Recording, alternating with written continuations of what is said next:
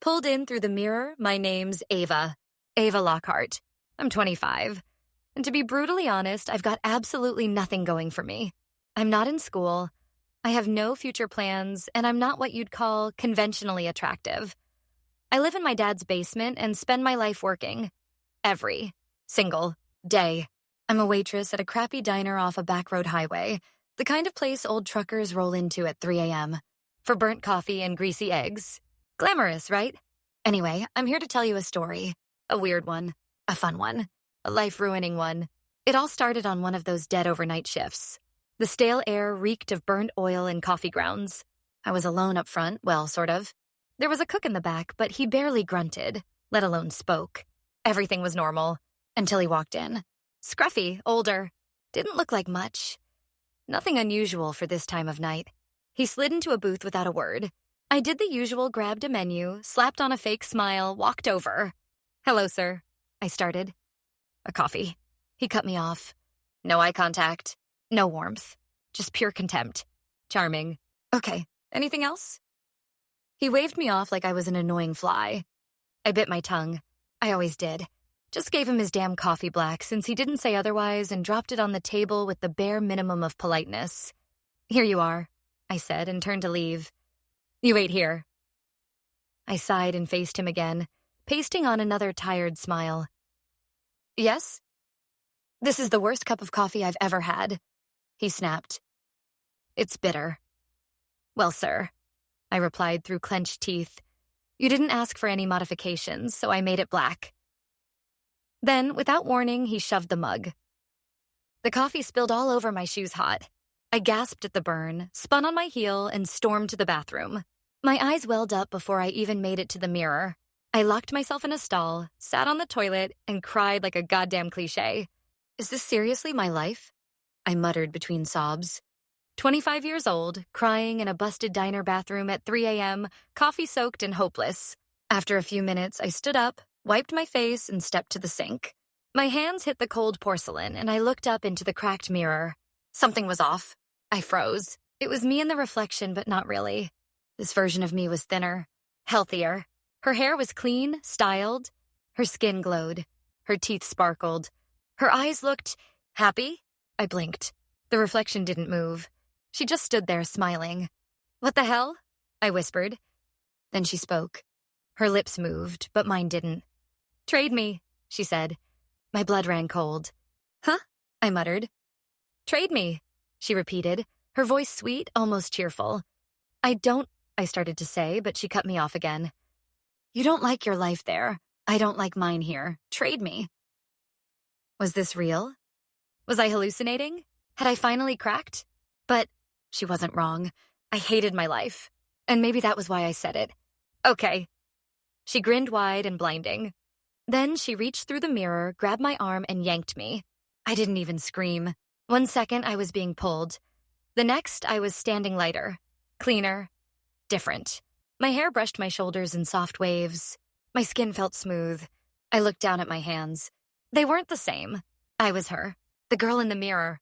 I laughed, stunned, and clutched the little necklace around my neck. Wow. Still the same diner? But not really. The floors were clean. Everything gleamed. No customers. No noise. Just silence and polished chrome. I walked outside. It was dark but warm.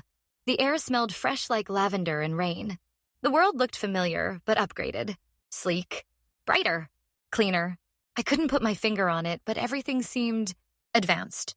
I wandered until I found my dad's house, or this world's version of it. I walked in through the back door like I belonged and headed straight for the bathroom. There she was, my old self, staring back from the mirror. "Hello again," she said. She looked better than I remembered her. More collected. More at peace. "Hi," I said quietly. "We can communicate through mirrors," she told me, nodding toward the glass. "Or any reflection, really." "Cool," I said, nodding too, still processing it all. Cool? This was nuts. But I felt better, powerful, like I'd finally stepped into the version of myself. Or so I thought. The next morning didn't feel real. Everything was too bright, too clean. The people on the street smiled with blank eyes and perfect teeth. No one talked. No one blinked. It was like the world had been scrubbed polished into something inhuman. I should have felt powerful in this new body. Beautiful. Worthy. But it felt wrong the longer I stayed in it. My skin buzzed. My heart felt offbeat. Something in the air was wrong. Then the diner doors burst open. Slam. I jumped as figures in deep crimson uniforms stormed in half soldier, half cult. Their faces were covered in smooth masks, featureless and cold. They didn't shout. They didn't hesitate. There she is, one said. Before I could run, two of them were on me, gripping my arms like steel. I cried out. A sharp sting pierced my neck. Some kind of needle. I went dizzy. My legs buckled beneath me. Wait! Wait! What's happening? They said nothing. And then I saw it in the polished napkin dispenser. The reflection. Her. My old self. She looked perfect, unbothered. A small smile on her lips. Watching me. You tricked me, I whispered, voice trembling. She blinked slowly. That smile widened. Traitor, one of the masked soldiers barked. Witch! They dragged me through the streets as the world watched in silence. No one helped. No one moved. The people stood on their perfect porches like statues' eyes, glassy, vacant. They took me underground into a chamber that hummed like it was alive. Symbols pulsed on the stone walls in a deep, burning red. I could taste metal in the air. A man stepped forward, his robe made of something that didn't move quite right. His mask was white like polished bone, long and cracked down the middle. You are guilty, he intoned. His voice was not human. It echoed in my head. Of witchcraft. I didn't know. I didn't mean to. She said she wanted to switch. I shouted, heart pounding like thunder. You practice dark magic, he said, unmoved. You used the mirror right. You called on the waters of the inverted self. You meddled with forbidden forces that tore apart the fabric of lives. Families lost their sons. Lovers were driven mad. Children went missing. Do you understand what your selfishness unleashed? I shook my head, tears burning my cheeks. I didn't want that. I just wanted to be someone else. I didn't know. You traded your pain for power, he hissed. And someone paid the price. You are the witch. The chanting began. Low, guttural, like something ancient was being fed.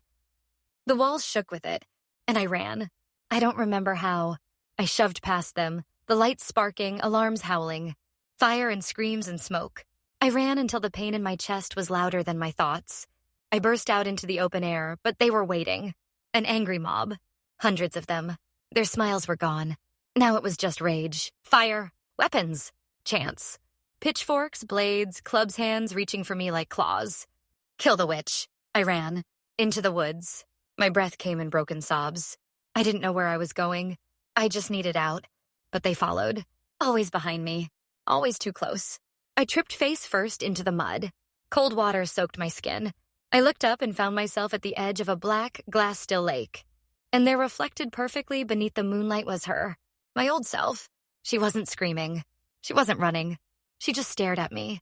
Calm. Beautiful. Untouched. You, I breathed. My body shook. You did this to me. You knew. She tilted her head. I was stuck in that shitty life too long.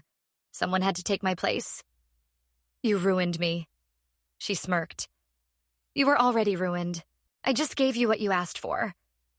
Then the mob reached me. I felt the first blow metal across my back. I screamed. Then another. And another. Hands ripping, feet stomping. Pain bloomed everywhere like wildfire. But I didn't look away from the water. Not once. She was still there, that version of me, watching from the reflection untouched. Perfect. Safe. She waved, and as my vision blurred and my mouth filled with blood and my last breath caught in my throat, she smiled and whispered, "Thanks for the trade." Then the lake went still, and I was gone. Hey there, boys and girls. I am the Story Guy. Thanks for listening. The story doesn't end here. There's more to uncover, more secrets to expose, and more crazy stuff to share on the way. Make sure to subscribe and turn on notifications so you don't miss what happens next. We're just getting started.